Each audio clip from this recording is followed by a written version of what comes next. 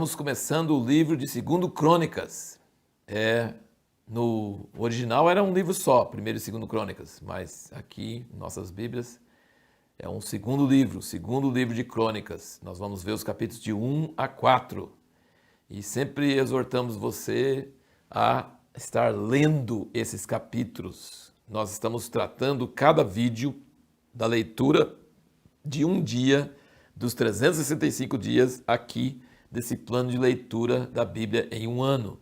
E se você ler primeiro aquela parte sobre a qual nós vamos falar, você vai ter um proveito dobrado, triplicado, porque são assuntos que você mesmo já estava interagindo, perguntando, pensando, achando interessante, ou às vezes Deus falando com você. Então, assim, essa caminhada pela Bíblia significa que não é caminhada sozinho, é caminhada juntos. Então, você lê primeiro e depois a gente fala a respeito de algumas coisas, não esgotando todos os assuntos, porque é impossível em 5, 7 minutos fazer isso. Mas, pelo menos, trazendo à tona vários pensamentos para você interagir com mais proveito com a palavra de Deus, que é maravilhosa, que é emocionante, a gente está estudando. Você vê aqui a chave para o sucesso de Salomão está no primeiro versículo do primeiro capítulo. Diz aqui: ora, Salomão, filho de Davi, fortaleceu-se no seu reino e o Senhor, seu Deus, era com ele e muito o engrandeceu. A chave em toda a Bíblia para você ter sucesso é Deus estar com você. Como isso é muito importante. Agora veja bem o que mais, qual foi uma das primeiras coisas que diz que Salomão fez. Ele foi para Gibeão, onde tinha o tabernáculo de Moisés. Não tinha a arca estava lá na tenda na cidade de Davi. E o lugar que Davi estava sacrificando era lá no alto, onde ele tinha comprado a ilha de Ornã, onde ia ser construído o templo.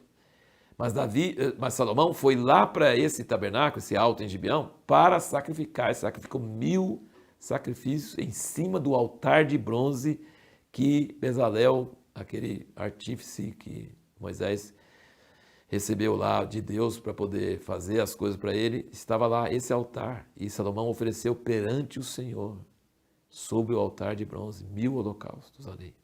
E de noite, Deus aparece para ele e faz uma proposta que nós não vemos em nenhum outro lugar na Bíblia. Deus nunca fala para ele: pede o que queres que eu te dê. Versículo 7 do primeiro capítulo. Pede o que queres que eu te dê.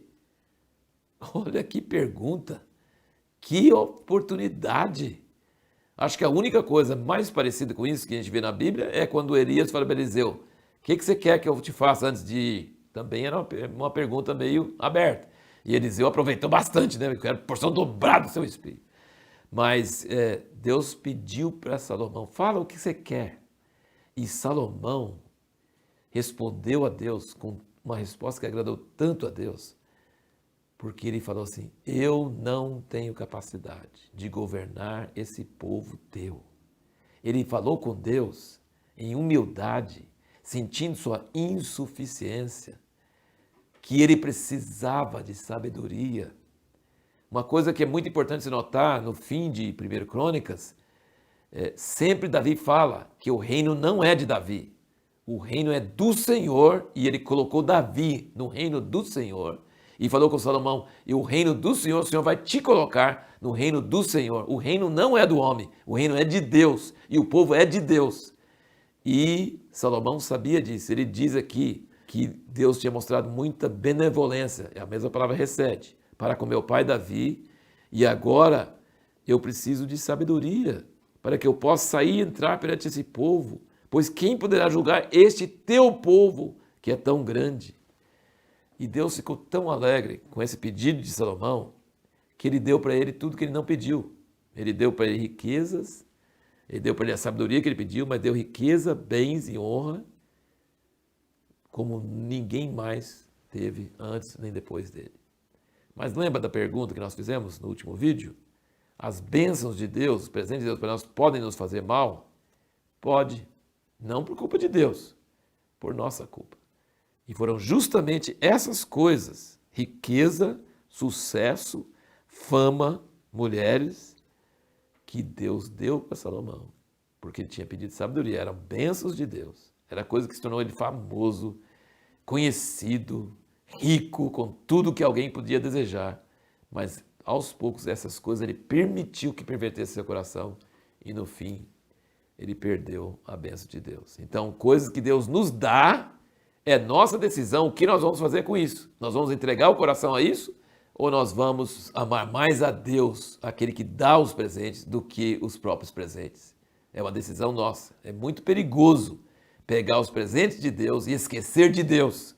Esse é o grande perigo dos presentes e das bênçãos que Deus nos dá. É nos apegarmos mais a eles do que ao doador. E isso é muito perigoso. Precisamos evitar isso o máximo. Interessante também nos outros capítulos aqui, você vai ver muita coisa que nós já vimos, né, em Reis, sobre os móveis do templo e todas as coisas.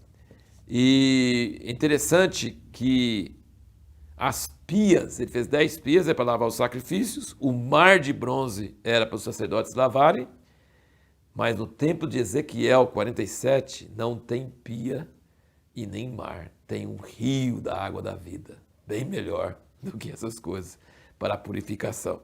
E então, para o próximo vídeo, nós vamos deixar essa pergunta.